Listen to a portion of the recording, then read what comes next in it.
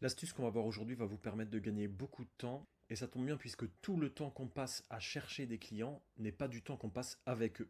Pour autant, c'est hyper important évidemment, c'est une partie non négligeable du développement de ton activité commerciale. Il y a deux grandes composantes, le ciblage et la qualité de vos approches. Plus on gagne du temps sur le ciblage, et bien plus vite on se retrouve avec ses clients en face.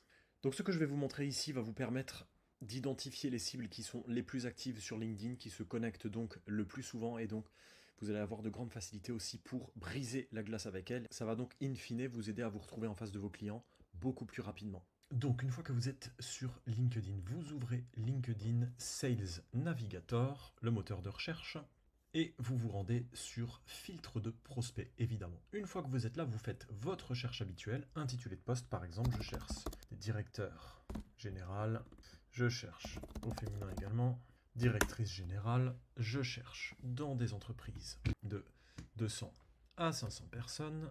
Je vais faire une recherche un petit peu simplifiée, bien entendu. Je veux, ça c'est des filtres qui se mettent par défaut, mais qui ne sont pas pris en compte. À partir de là, je veux par exemple qu'il soit situé en Île-de-France.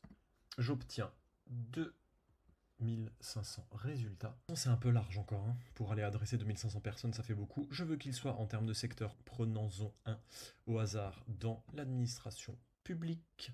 J'obtiens 279 résultats. Et là, bien j'ai envie de me connecter et de solliciter évidemment des personnes qui sont les plus réactives sur le réseau, qui passent entre guillemets le plus de temps, parce que malgré tout, ce sont des profils qui passent peu de temps.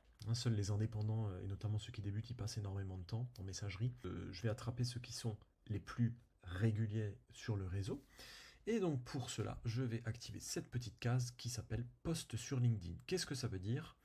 Eh bien, ce sont des personnes qui ont publié du contenu au cours des 30 derniers jours, soit des contenus natifs qu'elles ont écrits elles-mêmes, soit des republications, ça peut être parfois des offres d'emploi ou autres. Donc, il y a plusieurs avantages. Une astuce, plutôt une méthode que j'utilise en permanence avec les indépendants et les associés que j'accompagne, on va pouvoir récupérer auprès d'un panier de cibles données les personnes qui sont les plus actives, les plus régulières et qui publient du contenu sur le réseau. Donc, on va en plus augmenter très largement nos chances de briser la glace parce qu'il n'y a rien de pire que de s'attaquer à des grandes listes par lesquelles on ne sait pas par où commencer et en plus dans lesquelles on trouvera souvent beaucoup de personnes qui seront inactives ou très peu de passages sur le réseau.